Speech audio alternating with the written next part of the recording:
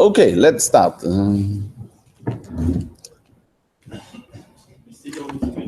Yeah.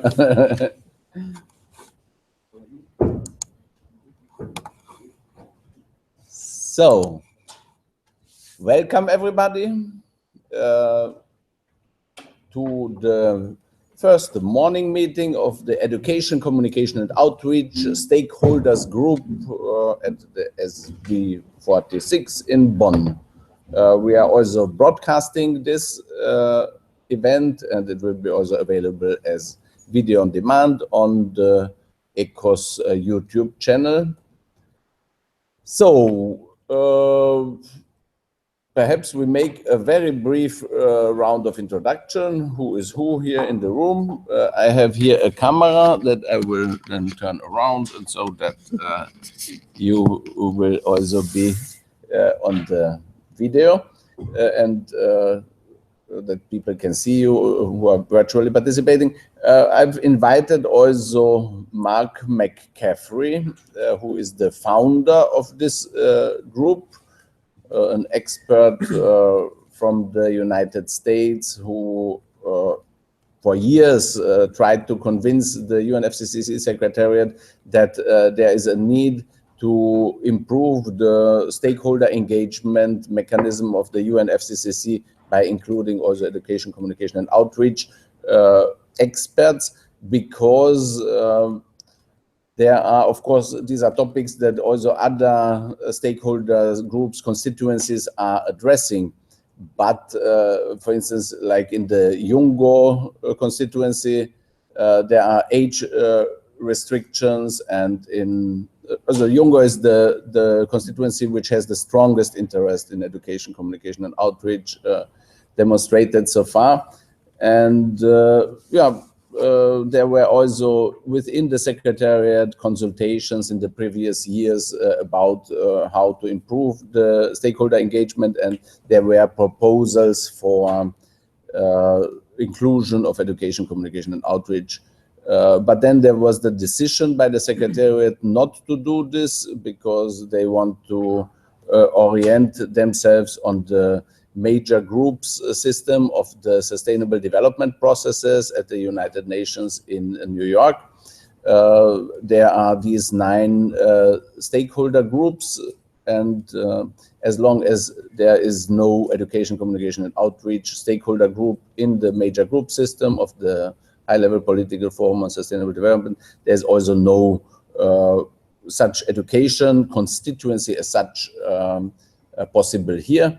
But the UNFCCC was so kind to allow our community morning meetings and to form some kind of new grouping of stakeholders at COP22, and we have had the opportunity to have the room there, morning meetings, and some access to communications of the Secretariat for stakeholders. And now we've seen that no organization really had the strong capacity to invest in the Secretariat structure. In even Mark McCaffrey, our founder, has didn't have the financial means to come to Bonn now, and so it's a challenging setup phase now. But in addition to the resource challenges, it's also that we have to find our functional niche in the stakeholder engagement process of the UN.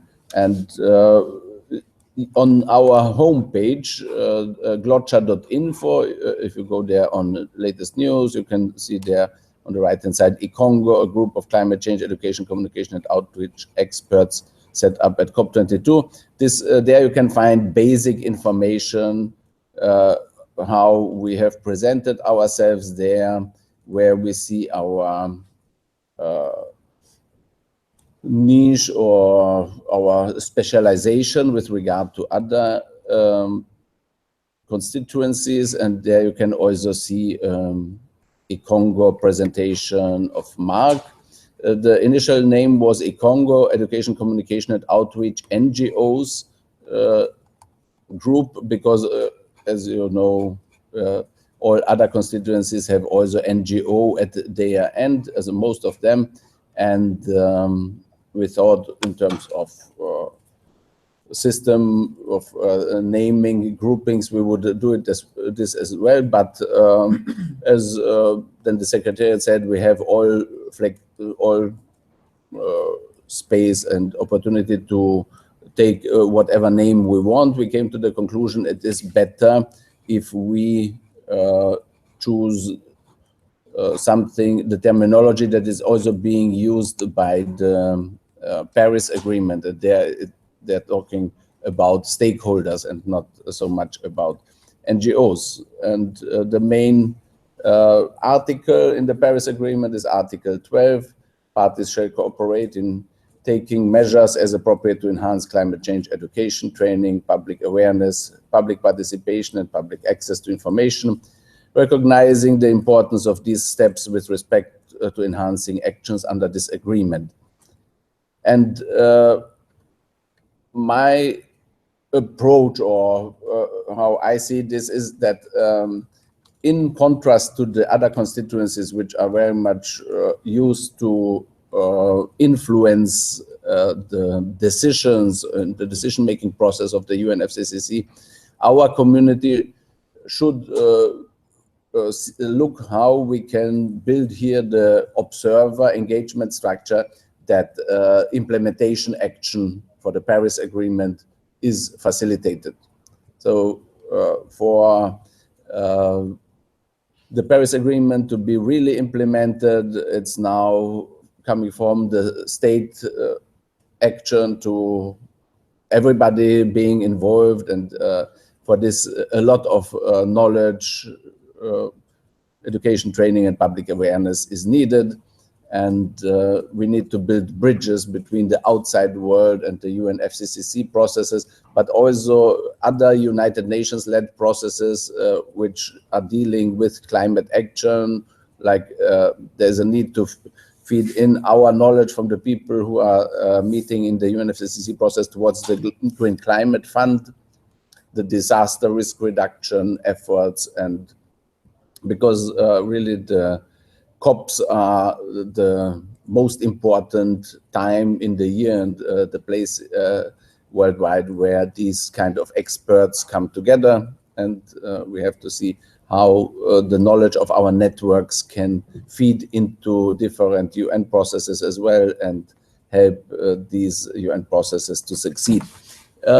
One last thing for the before I go really to the table is I've shared. No, we have organized ourselves now primarily through the ECOS Facebook group, and as far as I can see, all are in this room are already on that group as well. And there I've shared also on the 6th of April study about what the function of the constituencies is perceived by the participants of the COPs. And one function is influence the agenda, one function is propose solutions, third, provide expertise, fourth, influence policymakers, raise awareness, take mitigation action, take adaptation action, evaluate consequences, represent public opinion, represent marginalized voices. And so I think that here our role is in proposing solutions, providing expertise, and raising awareness. And here you see that only the ENGO, environmental NGOs, have really a focus on raising awareness. But then if one looks into the detailed data, one can see that it's the external perception that the environmental NGOs see themselves more in this influencing agenda. So this outreach dimension is not really covered, and that's an area where we can be strong and somehow in take mitigation action, take adaptation action. There is the business NGO grouping constituency strong, but we need to go beyond business, as the stakeholders beyond business, the ordinary citizens also, they have no really link between to the UNFCCC process. And in this sense, I see our ECOS group also as an innovation space, and we can be grateful to the UNFCCC Secretariat to providing us this space. In the coming days, we will have some thematic meetings on topics that we will identify together, and you will be also invited to make proposals on what topics we should discuss in particular. And with this, I will then say also what topics we have already prepared, but with this, I give the word further. And I think I've forgotten to, I said, you know me already, but for those who are on the video on demand side, I'm Miroslav Polzer from IAI. And Hi, I'm Marga, and with Claymates, we were participating in the launch of ECONGO last year in Marrakesh. And I'm still interested in comms, so I came because Miro says interesting things about comms. Okay, thanks. And you are also very active in Jungo. Yeah, Claymates is an active member of Jungo. I'm less active as an individual, but we're still trying to take part as much as possible. Perfect. Yeah, hi, my name is Anam, and I'm from Pakistan. I recently started my own space, a dialogue cafe in Lahore, which is also a space where young people come and discuss different ideas on different issues, which comes under the sustainable development category. So nice to be here. I'm really not visible, but it's okay, you can hear my voice. Jean-Paul Bissafana. I used to work with Miro for the last 8 years now. And now I work with German Watch as a policy advisor on climate finance and development, and try to see the linkage between how young people can benefit from climate finance architecture on strengthening their role to address climate change, because there's a lot of gaps in terms of capacity building, but also access to resources. And we have to find ways how ECONGO could also contribute to address that. And why not mobilize as many climate finance funds under the UNFCCC to support this goal. So I will be happy to contribute to that area in the discussion. Wonderful, very important. Yeah. You can stretch it a little bit. Hi, I'm Harriet Thie. I'm from the University of Leeds. I teach master's students about environment and development and climate change environmental policy. I'm doing a PhD, which is about youth participation in climate governance. And yeah, sort of been following the ACE or Article 6 negotiations for a long time. I used to train teachers how to teach about climate change. And I also used to manage the environmental education program for the World Association of Girl Guides and Girl Scouts. So sort of a mix of formal and non-formal education. Excellent. Yeah. My name is Ana Espinosa. I'm from Mexico City, and right now I'm the co-coordinator of the Latin American and Caribbean Youth Climate Movement. And obviously, thanks to Claymates, by the way, and a workshop in Colombia, yes, exactly, we created the movement. And right now we are in Jungo, by the way. But unfortunately, thanks to the funds and etc., I'm the only one here, so I have to be divided in the agenda of my country and my organization, as well as in Jungo.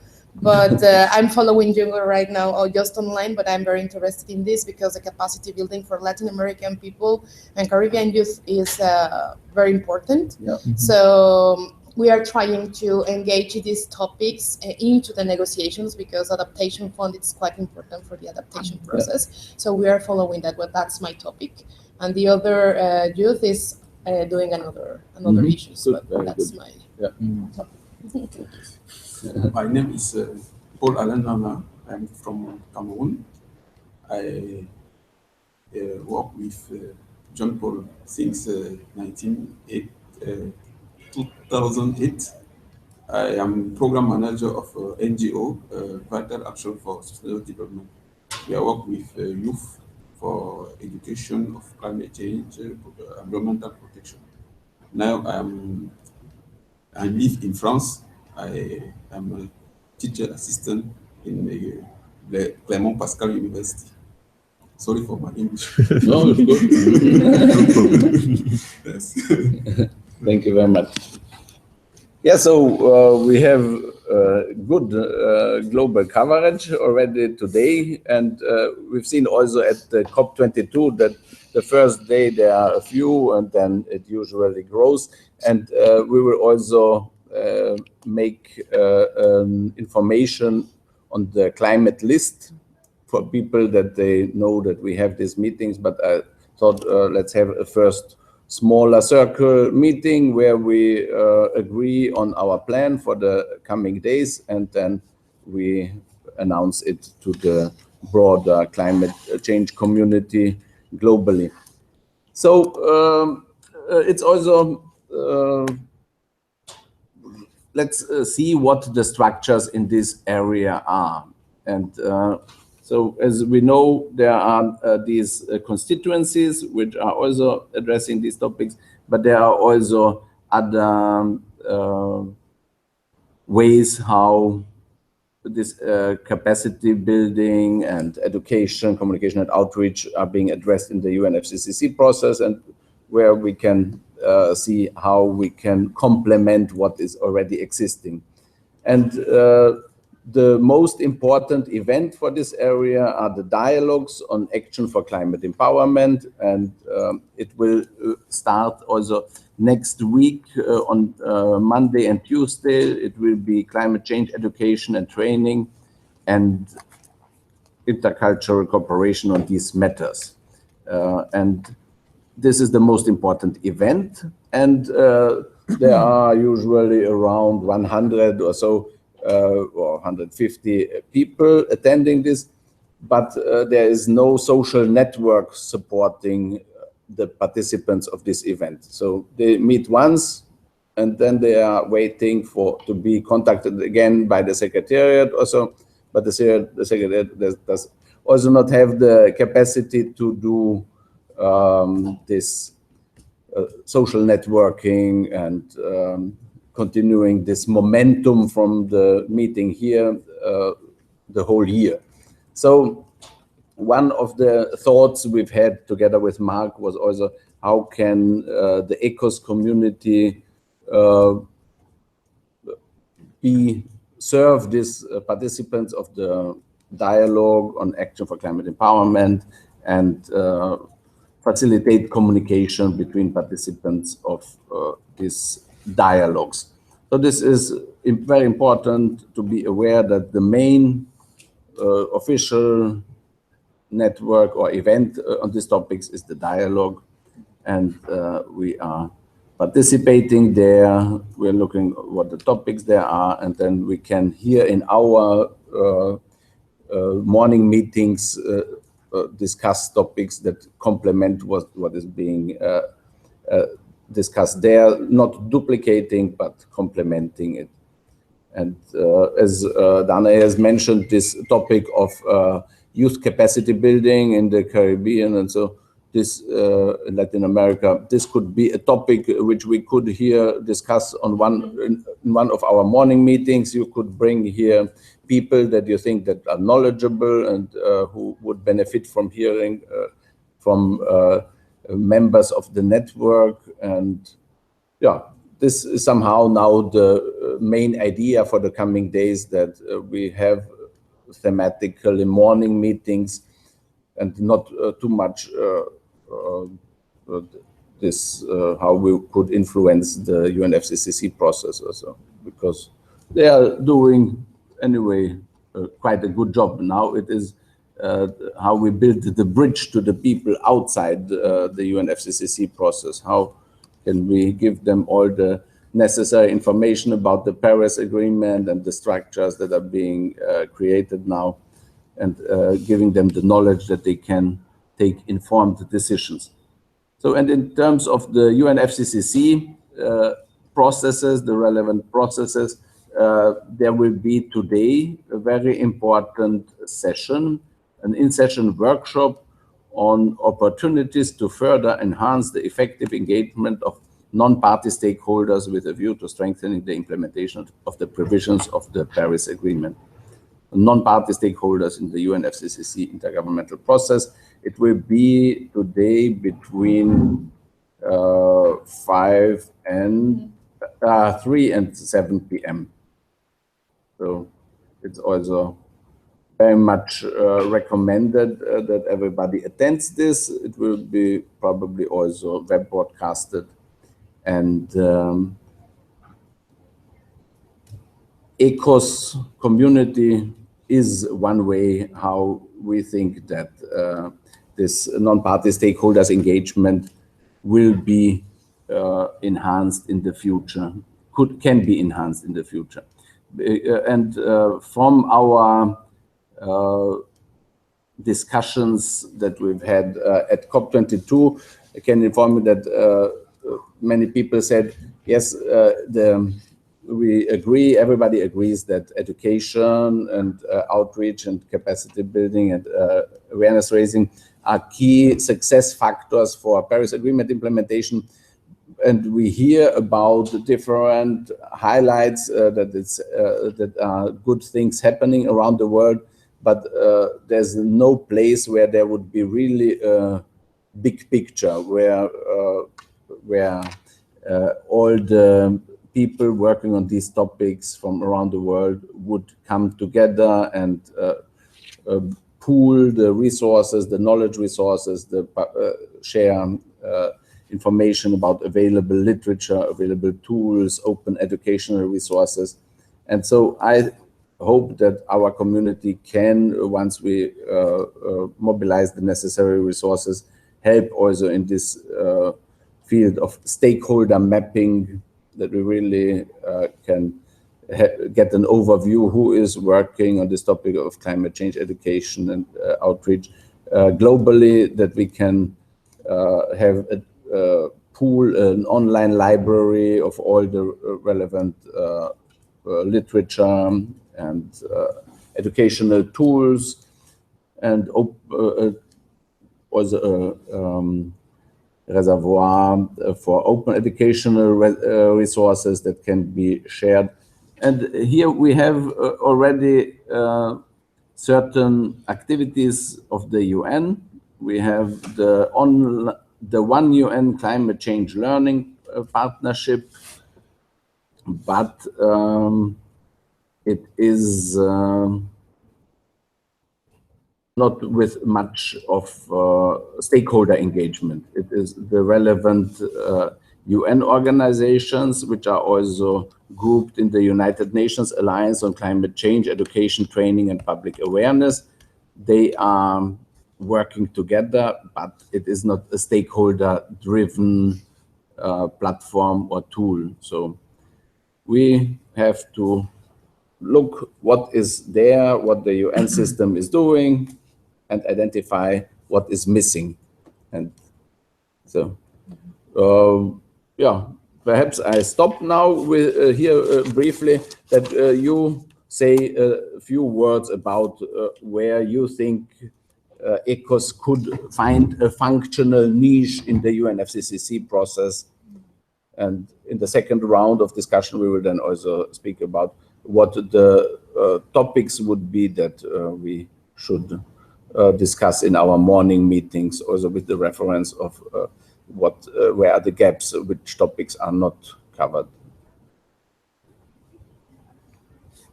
I'm not the first one. Would anybody like to? I think Harriet will be happy to jump in. Okay. Can you give the camera there?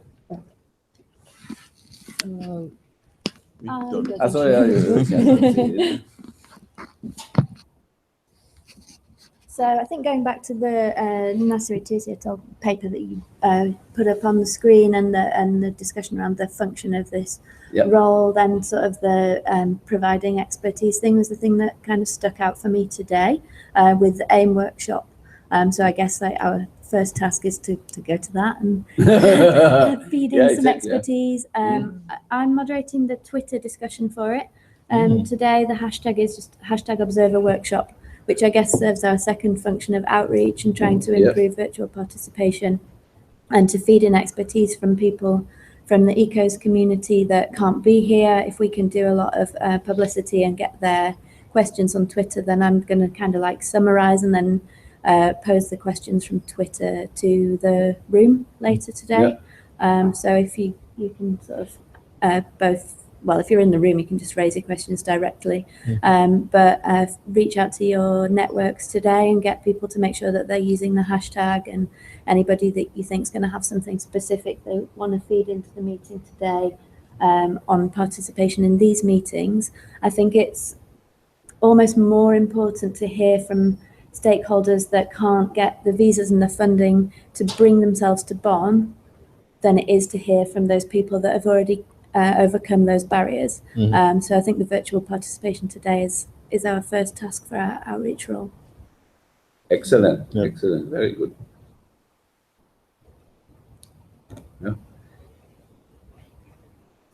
Any other? Danai? Good.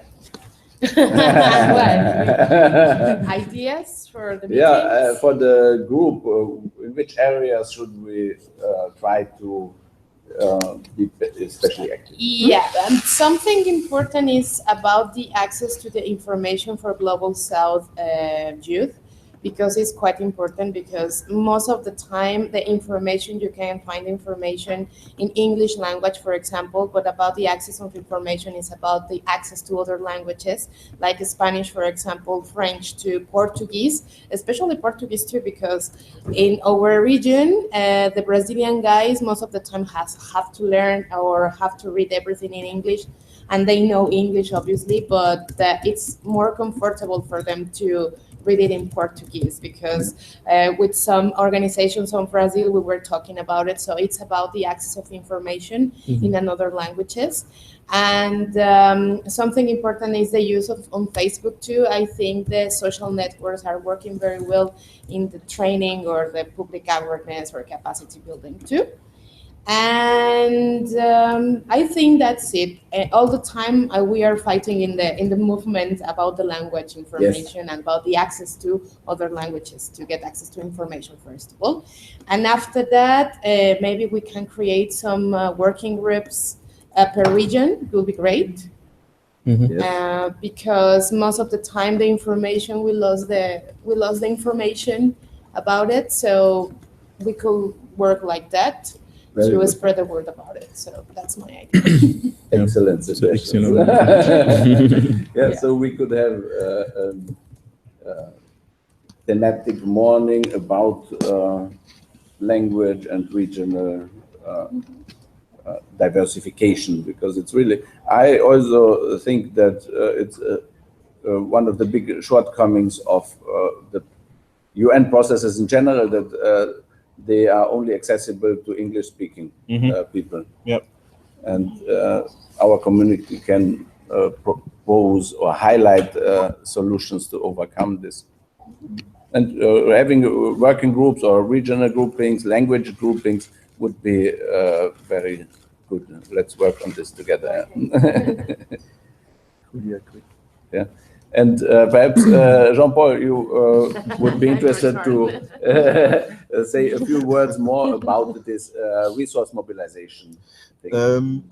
Yes, before that, I would like to add to what Danai has proposed. Like, it will be good also to document best practice and success stories from young people organization or civil society organization interested about those three areas: education, communication, outreach. Like which approaches they have been using, what approaches, and also what impact has been created, and what are the tools that have been used. Harriet already suggested one, like online outreach, to bring the voice of those people who are not privileged enough to be able to go to every UNFCCC related meeting.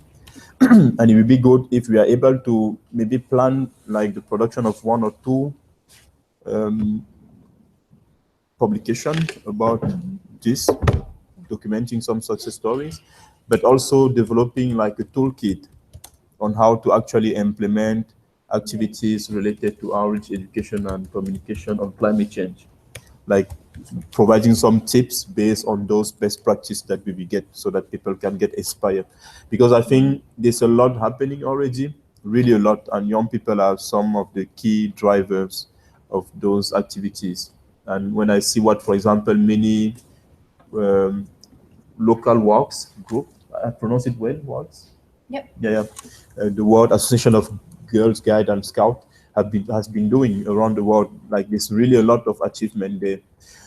So it's also a way to give the voice of people who are already contributing to the process. And of course, yeah, the regional gathering, it will be good to really structure regional aspect of the constituency, to have this proximity with people at the local level, with communities. Because sometimes the UNFCCC, the meetings are seen like very abstract. It's like, yes, policy makers meeting together during a few days. But people at the national level, they don't really see the connection between the talks and the daily life. Exactly. So if we are able to find ways to really translate the policy language into concrete action, that will be very perfect. And we have good examples, climate, and Latin America Forum. Is a leader in it. Exactly. So, and a few words now on the. No, perhaps if I add to this point that you have made, really building the bridge to local climate action, I think that one of the aims that we could also have is to become a data partner for the NASCAR platform. That we would think what kind of data can we provide about climate change, education, communication, and outreach. And that we say we will build the portal where people from all over the world in all languages can document their education, communication, and outreach activities as climate action on the NASCAR portal. Because the whole Paris Agreement is, the new element is engagement of non-party stakeholders, and the education, communication, and outreach people, stakeholders are one of the most important group of stakeholders for the success of the Paris implementation. And if we find a way to document, as Jean-Paul has said, what kind of activity, what impact did it have, what tools have been used, what resources are there. And if we put it on the NASCAR portal, then we can very nicely build this global network and support the overall efforts of the Paris Agreement implementation. And I don't know if you have seen it, it's now for this NASCAR portal, there's a call for partnerships on the UNFCCC homepage.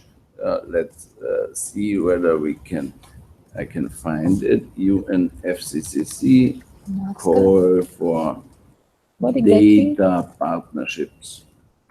What exactly is NASCAR? NASCAR is it has been introduced in the COP20 in Lima, because in order to raise momentum for an ambitious climate agreement, the Peruvian presidency and already together with the French incoming presidency at that time, they said, let's see what non-governmental players are doing, and if they have, we give them a platform where they can register what they are doing, and when the policymakers, the negotiators will see how many companies, cities, and so are already taking action, also this negotiation ambition level will be increased.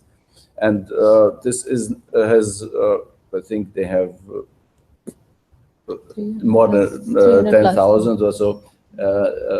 They have already partnerships.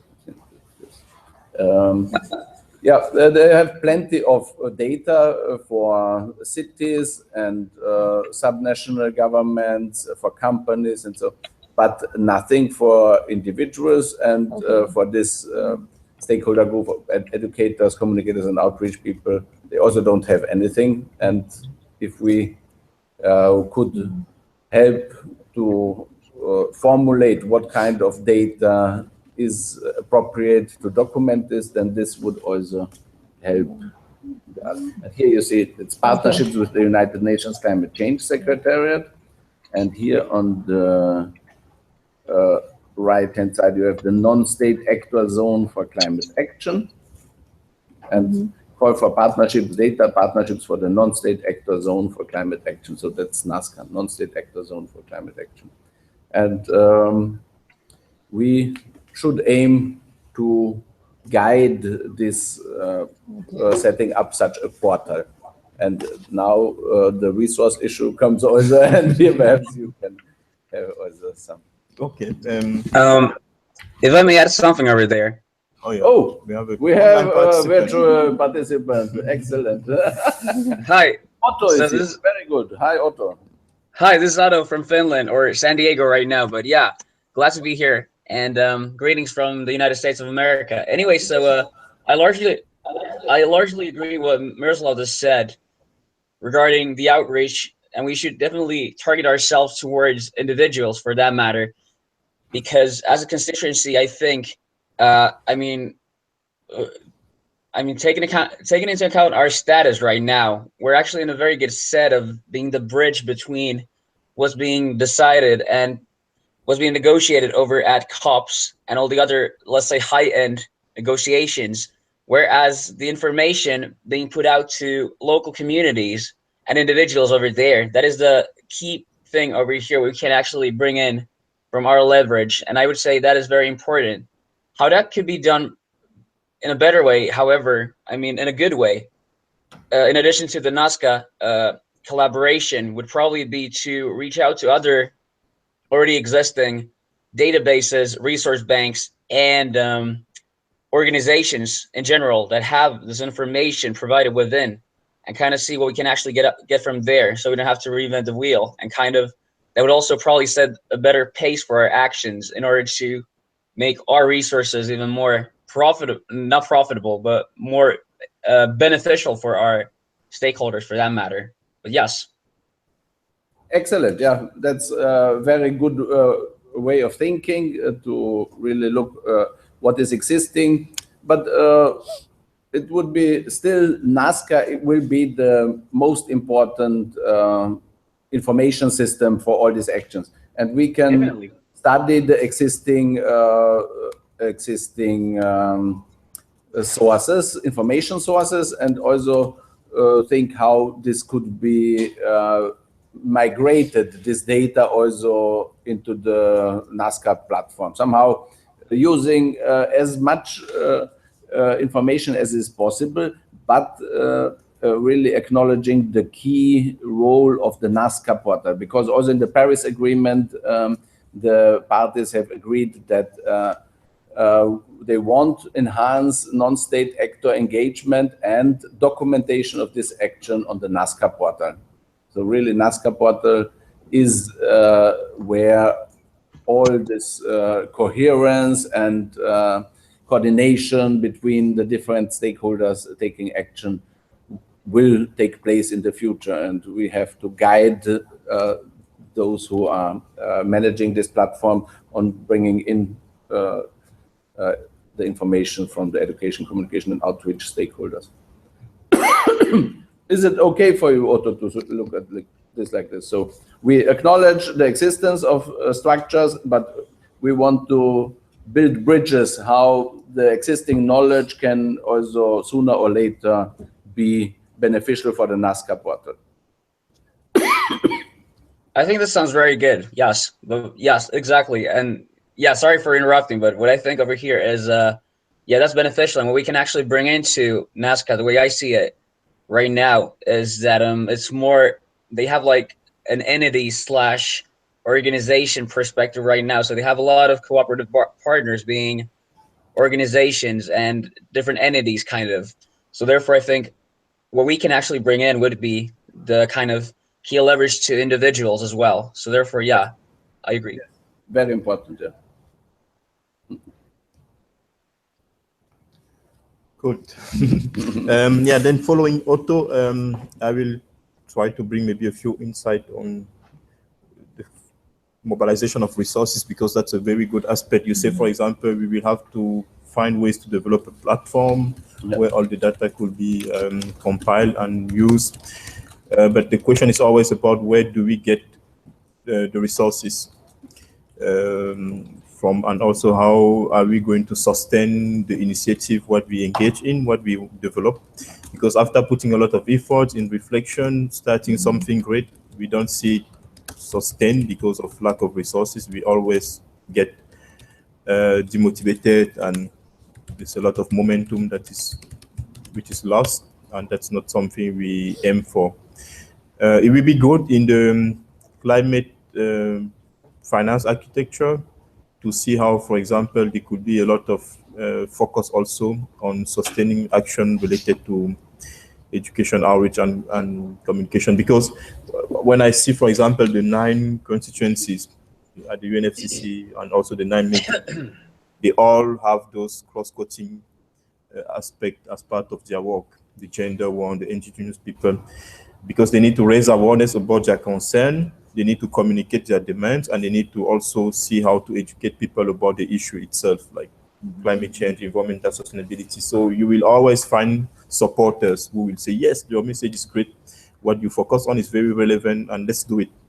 And when they want to do it with you, then there's the question about, okay, do you have actually the resources to make that happen? Yeah, can I add something Please, here? please. Because, yeah, so I mean, coming from Pakistan, and then, I mean, we don't, recently in March, this Climate Change Act was, I mean, we had this, it was approved by the government in March. And Pakistan is like 153rd when it comes to the greenhouse gas emissions list, and it's the 7th most vulnerable country. So, and there the debate on these issues is not very much there. And if some like little organizations or little initiatives like myself, Dialogue Cafe kind of initiative, if we want to create some kind of a dialogue or a debate, then we don't get a lot of support. So at the global level, there's a lot of discussion and dialogue. So how can we translate that dialogue in these kind of rooms to at the local level? That is, I think we need to have that kind of a bridge as well. Yes. And I think when it comes to like the point you mentioned regarding the best practices, maybe initiatives like mine, we can learn from it, and we can just try to implement those things which we see or hear at the global level, you know, at the local level as well. Yeah. So yes. I think this is what we need, because our governments, they are not very keen on implementation, and we are like rest of the countries. Obviously, we are very vulnerable. So we need some kind of an understanding of this situation and how to see certain outcomes. Yeah. Yeah. And that's something similar with climate, like COP in my city is exactly how to bring the conversation at the local level, like young people not only young people, because COP in my city is not only about focusing on young people, it's focusing on the understanding of the process, what are the issues that have been discussed. I'm sorry, there's something that we developed that's called Heatwave in My City that actually focuses on the more local level, how your city or your largest city is going to react to an extreme climate event. Usually it's a heat wave, but we're trying to develop any other kind of high event that could happen. And I'm pretty sure to convince on the local level, that might be helpful. COP in My City is more something of a raise awareness tool. Like the idea is to help people understand how the process works so they can get empowered about it and act on their level as well. So maybe Heatwave might be a better tool for local action. Okay. But that's just input. Yeah. It's a very good example as well. Yeah. So we should develop some policy. You wanted to add something? Please go ahead first. I'm already jumping into the policy. Something important that we as a movement, we have been working isn't the transversality of the agendas. For example, in climate change is a very transversal topic with the new urban agenda, as well as with the 2030 agenda. Yep. Most of the time, the people looks at the agendas separately. It's like if like climate change is not linked with the other agenda, but of course is linked with that. So we developed in Ecuador. With a team in Ecuador, the LUTs is that laboratories for itinerants in the cities. And it's very important because you can engage the people of a small town or of a village, etc., through data and mapping in person about climate change and another city issue. So maybe we can help with that because it's very important because you can engage the people on climate change in the cities and the people is very involved but face to face with the problems. And obviously they know the problem of their problems of their locality. So it's something important for us, and for Latin America it's very functional. In the case of Mexico, we have in Mexico City a lot of laboratories for the city and in different topics, but we don't have a laboratory for climate change, so we are developing that project to Latin America too. So it will be great to add that this kind of could be also a measures. thematic morning session. Very good. Very good. So we got some stories and some examples that we can share actually. So very, very important point. The local level. This could be really one of our focus also. And the resources, of course. I've put here also for your information our initiative that we have started at the COP22. It's Give Youth a Chance, call for resources for youth climate action. And we've had there a flash mob. Some of you have been with us there. We've had a side event and a press conference. And we have also the official COP22 project label for this initiative. And we are aiming to mobilize 100 million euros. And if we succeed, there should be also enough funding for ECOS community. And the idea is that there are other resources out there. There's this extreme wealth of the billionaires, and 150 billionaires' families have already pledged to give back to society half of their wealth. So there are $400 billion in the air waiting to be channeled towards meaningful action for the local and global public good. And our call and argument is that this kind of activities like ECOS and youth climate action, this has the highest impact, and therefore we will approach the wealth holders asking to give this here to us. And with this, I would conclude for today, and I hope that, are there any time preferences for the topics that you've, would you be available the coming days to work on some of these topics in the morning thematic sessions like the multilingualism and the local level? Are you here for the 2 weeks or? Yes, I will be here for the 2 weeks, but today I have a full agenda, but maybe tomorrow I can take any space and I will let you know. Or we connect via Facebook and then I can ask you which days you would be. Is there a meeting tomorrow morning? Yes, there's a meeting tomorrow morning. Yes, we will meet every morning here, So, you know how I mentioned that Greg Walker from the Ringos wanted to come? He would be most That welcome would be to great. present. So, Greg from Ringo is looking to set up a network to do better communication between universities, both to engage students and also to do outreach using university resources. And he was presenting that in Ringo this morning, but I asked him if he can come and present it to us tomorrow. Yes, that would be great. You said Greg. Greg, yeah. you should also link this idea with the World Student Environmental Summit. I don't know if See you tomorrow. And okay. Nice. Will you be here tomorrow? Yes, I will be Okay, in great. Riga. Yeah, Student meetings to discuss environmental sustainability issues and the role of universities. Okay, great. Cool. So I will finish this. Yes, I also think it was a very Fine. So goodbye, virtual Goodbye, participant. Otto. Goodbye, Otto. Nice to have you. Goodbye, everyone.